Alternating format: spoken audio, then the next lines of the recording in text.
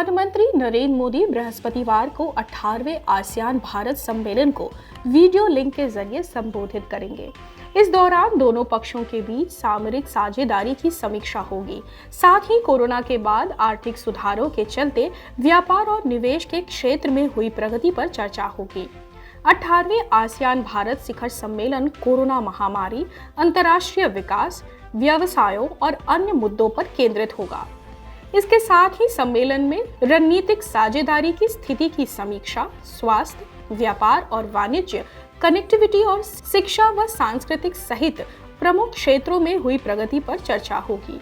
Corona महामारी के बाद आर्थिक सुधार सहित महत्वपूर्ण क्षेत्रीय और अंतर्राष्ट्रीय विकास पर भी मंथन होगा। पीएमओ ने कहा कि आसियान भारत शिखर सम्मेलन हर साल आयोजित होता है और इसके जरिए भारत व आसियान को उच्चतम स्तर पर जुड़ने का अवसर मिलता है। नवंबर 2020 में आयोजित 17वें आसियान भारत शिखर सम्मेलन में भी पीएम मोदी ने शिरकत की थी। पीएमओ ने जानकारी दी कि आसियान भारत सामरिक साझेदारी भौगोलिक, ऐतिहासिक और सभ्यतागत संबंधों की एक मजबूत नींव पर खड़ी है।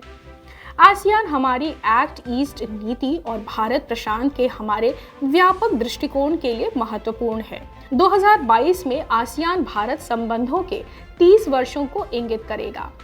विदेश मंत्री एस जयशंकर ने अगस्त 2021 में आसियान भारत विदेश मंत्रियों की बैठक और ईएएस विदेश मंत्रियों की बैठक में हिस्सा लिया था।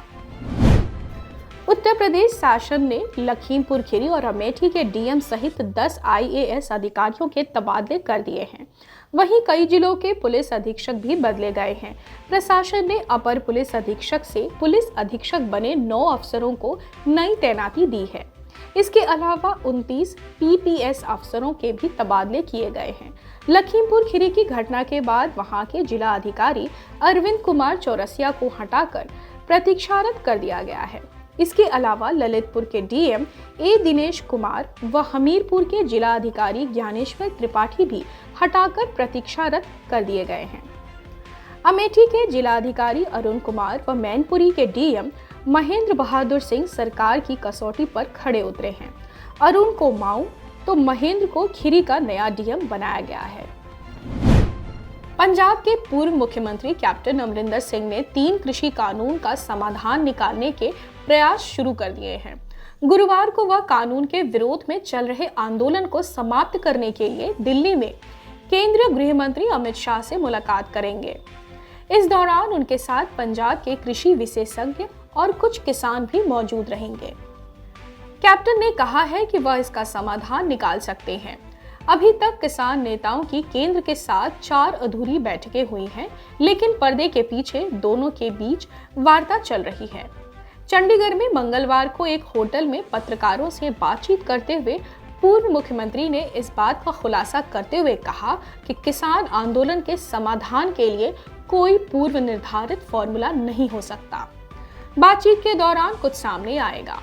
उन्होंने कहा कि केंद्र सरकार और किसान दोनों ही कृषि कानूनों से उत्पन्न संकट का अब समाधान चाहते हैं। उन्होंने ये स्पष्ट किया कि वह अभी तक इस मामले में किसी भी किसान नेता से नहीं मिले हैं। इसके पीछे की वजह यह है कि किसान नहीं चाहते कि उनके आंदोलन में कोई राजनेता शामिल हो। पूर्व मुख्यमंत्री कैप्टन अमरिंदर सिंह इससे पहले भी केंद्रीय गृह मंत्री अमित शाह से किसानों के आंदोलन को लेकर वार्ता कर चुके हैं।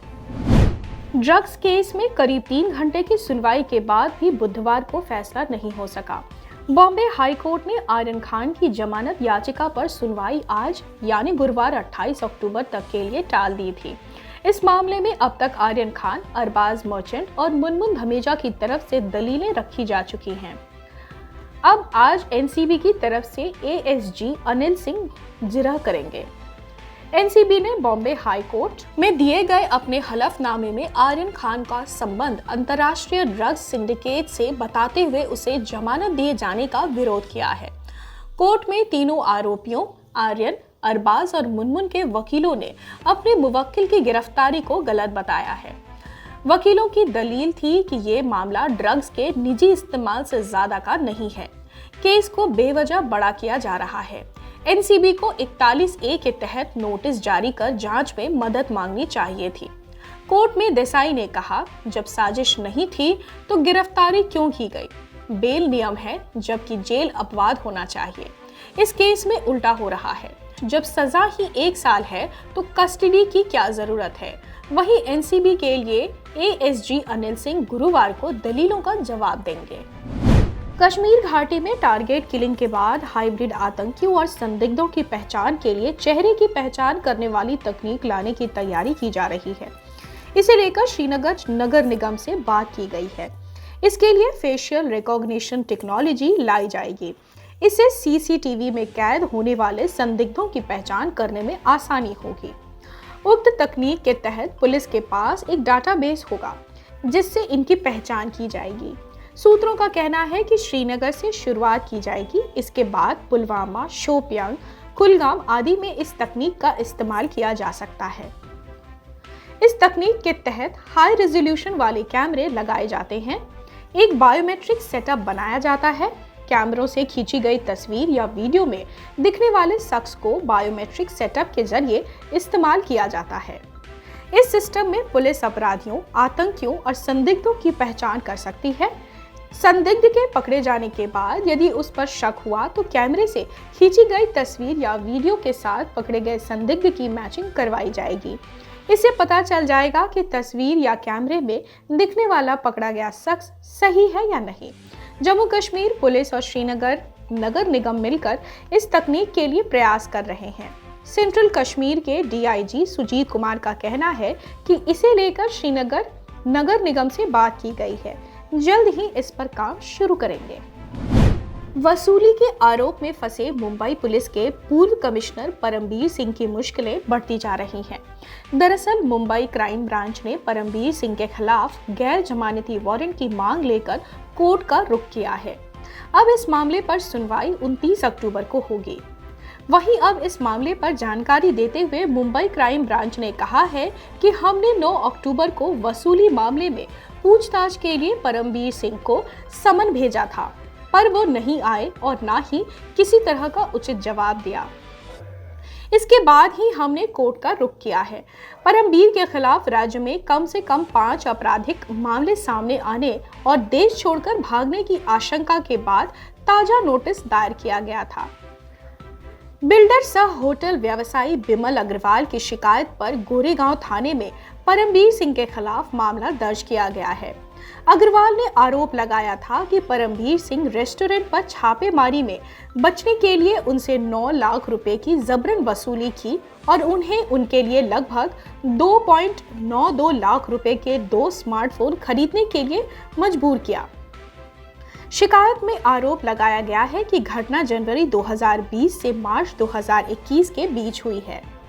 प्राथमिकी में परमबीर सिंह के अलावा बर्खास्त पुलिस अधिकारी सचिन वाजे, सुमित सिंह उर्फ चिंटू, अल्पेश पटेल, विनय सिंह उर्फ बबलू और गैंगस्टर छोटा शकील के गुंडे रियाज भाटी को आरोपी बनाया गया है।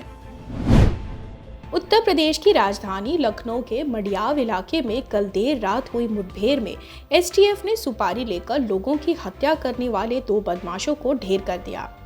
इनकी पहचान अली शेर उस डॉक्टर और कामरान के रूप में हुई है। दोनों माफिया मुख्तार अंसारी के शार्प शूटर बताए जा रहे हैं। यूपी पुलिस ने अली शेर पर 1 लाख का और कामरान पर 25,000 का इनाम घोषित कर रखा था। एसटीएफ के मुताबिक दोनों बदमाशों ने लखनऊ के एक बड़े कारोबारी की हत्या की सुपारी ली थी। इसके लिए कुछ दिनों से मडियाव इलाके में छिपकर रह रहे थे। अली शेर पर 40 से अधिक मुकदमे दर्ज है। इसी तरह कामरान पर भी 8 से ज्यादा मुकदमा दर्ज है। अली शेर ने पिछली 22 सितंबर को रांची में भाजपा नेता जीतराम मुंडा की हत्या भी की थी। इससे पहले फरवरी में आजमगढ़ के बसपा नेता की हत्या में भी उसका नाम सामने आया था। दोनों बदमाशों के पास से एक कार्बाइन, 2 पिस्टल समेत भारी मात्रा में कारतूस बरामद किए गए हैं। आज करीब ये शाम को 8:30 बजे के तकरीबन ये बदमाशों के साथ एसटीएफ की टीम की मुठभेड़ हुई, जिस टीम को मैं खुद लीड कर रहा था। तो एक्सचेंज ऑफ फायर हुआ। ये बदमाश जो है ये मड़ियाव से ये घैला रोड, जैसा कि हम लोग को इंटेल मिली थी, पिन पॉइंट कि पुराने लखनऊ की तरफ जा रहे हैं किसी सनसनीखेज वारदात को अंजाम देने के लिए।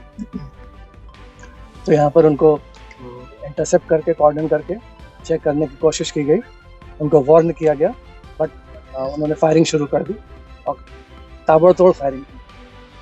एक्सचेंज ऑफ फायर में एसटीएफ की तरफ से भी फायरिंग की गई। तो जब फायरिंग रुकी तो देखा गया कि वो घायल हो गए थे। तो उनको तुरंत ही सिविल हॉस्पिटल भेजा गया फॉर इंस्टेंट ट्रीटमेंट। अभी हॉस्पिटल से कोई रिपोर्ट नहीं आई है।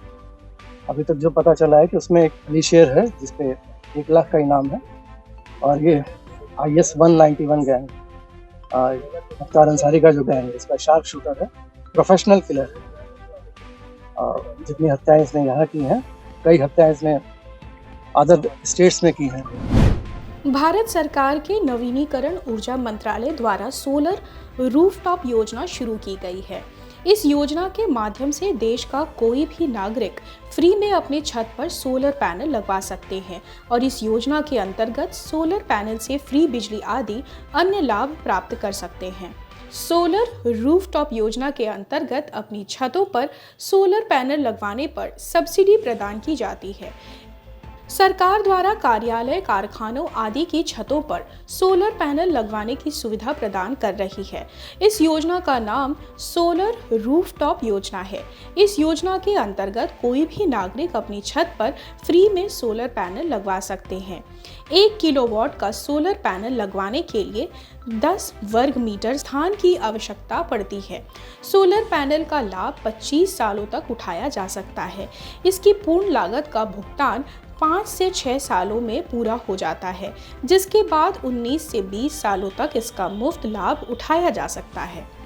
सोलर रूफटॉप योजना का आवेदन करने या इस योजना से जुड़ी किसी भी प्रकार की समस्या के समाधान के लिए आप इस हेल्पलाइन नंबर 1800-180-3333 पर संपर्क कर सकते हैं। इसके अलावा आप आधिकारिक वेबसाइट पर जाकर भी संपर्क सूचना प्राप्त कर सकते हैं और आसानी से अपनी समस्या का समाधान कर सकते हैं। हिमाचल प्रदेश में लोकसभा की एक और विधानसभा की 3 सीटों के लिए हो रहे उपचुनाव के बीच प्रचार बुधवार शाम 6 बजे बंद हो गया है। इसी के साथ ही संबंधित विधानसभा व लोकसभा क्षेत्र में मौजूद गैर मतदाता स्टार प्रचारक और राजनीतिक हस्तियों का बाहर जाना शुरू हो गया है। प्रचार के अंतिम दिन सत्तारूढ़ भाजपा और मुख्य विपक्षी दल कांग्रेस से लेकर निर्दलीय प्रत्याशियों ने चुनाव प्रचार में पूरी ताकत झोंक दी। खास बात यह रही कि मुख्य राजनीतिक दलों के अलावा फतेहपुर सीट से निर्दलीय प्रत्याशी डॉक्टर रंजना सुशांत और जबलपुर कोटाखाई से निर्दलीय प्रत्याशी चेतन बरागटा ने भी बड़ी जनसभाएं कर शक्ति प्रदर्शन किया। दोनों ही नेता पूर्व भाजपाई हैं और दोनों ही विधानसभा क्षेत्रों में भाजपा 2 धड़ों में बटी हुई है। प्रचार थमने के बाद मतदान के दिन से पहले तक सभी प्रत्याशी अपने 4 समर्थकों के साथ बिना किसी शोर शराबे के डोर टू डोर संपर्क करेंगे। उधर सैटेलाइट प्रचार के 72 घंटे के दौरान मतदाताओं को किसी भी तरह के प्रलोभन या भय के जरिए प्रभावित करने की कोशिश पर अंकुश लगाने के लिए मुख्य निर्वाचन अधिकारी पाल रासू ने भी चुनाव वाले जिलों के उपायुक्त, पुलिस अधीक्षकों और रिटर्निंग अधिकारियों के अलावा ऑब्जर्वर को विशेष निगरानी करने और सतर्कता बरतने के निर्देश दिए हैं। वहीं चुनावी इंतजामों को लेकर बुधवार को मुख्य सचिव राम सुभग सिंह की अध्यक्षता में रिपांगो में समीक्षा बैठक आयोजित की गई। इसमें पुलिस महानिदेशक संजय कुडू, मुख्य निर्वाचन अधिकारी सी पाल रासू, किन्नौर विधानसभा क्षेत्र के सामान्य पर्यवेक्षक डॉक्टर संजय गोयल, जिला निर्वाचन अधिकारी और उपायुक्त अपूर्व देवांगन विशेष रूप से मौजूद रहे। मुख्य सचिव ने निर्देश दिए हैं कि भारत चुनाव आयोग के जारी सभी दिशा निर्देशों का कड़ाई से पालन सुनिश्चित बनाएं। रात के समय तैनात विभिन्न दस्तों की पेट्रोलिंग को बढ़ाने के भी निर्देश दिए गए हैं। चुनाव के दौरान मतदाताओं को दिए जाने वाले विभिन्न प्रलोभन पर भी कड़ी नजर रखी जाए। साथ ही वाहनों की नियमित रूप से जांच की जाए। उन्होंने क्षेत्र में ताजा हिमपात की आशंका पर मैन पावर और मशीनरी दोनों को ही तैयार रखने को कहा है। डीजीपी संजय कुडू ने सुरक्षा समीक्षा की। जिला निर्वाचन अधिकारी देवांगन ने बताया कि जिले में कुल 57,728 मताधिकार का इस्तेमाल करेंगे। इसके लिए 129 मतदान केंद्र स्थापित किए गए हैं। इसमें 3 सहायक मतदान केंद्र भी शामिल हैं। चुनाव प्रक्रिया में तैनात सभी अधिकारियों और कर्मचारियों को प्रशिक्षण दिया जा चुका है। 28 अक्टूबर को सभी मतदान पार्टियां अपने अपने गंतव्य के लिए रवाना होंगी। दिल्ली उच्च न्यायालय ने राजधानी की सड़कों, आवासीय कॉलोनियों की सड़कों पर पुलिस बैरिकेड के कारण आम लोगों को हो रही परेशानी के संबंध में दायर याचिका पर केंद्र और दिल्ली पुलिस को नोटिस जारी कर जवाब मांगा है। याचिका में आरोप लगाया गया है कि सुरक्षा के नाम पर की गई बैरिकेडिंग से नागरिकों को असुविधा होती है। मुख्य न्यायाधीश DN पटेल और न्यायमूर्ति ज्योति सिंह की खंडपीठ ने केंद्र और दिल्ली पुलिस को इस मुद्दे पर अपना पक्ष रखने का निर्देश देते हुए सुनवाई 24 नवंबर तय की है। यह जनहित याचिका जन सेवा वेलफेयर सोसाइटी ने दायर की है।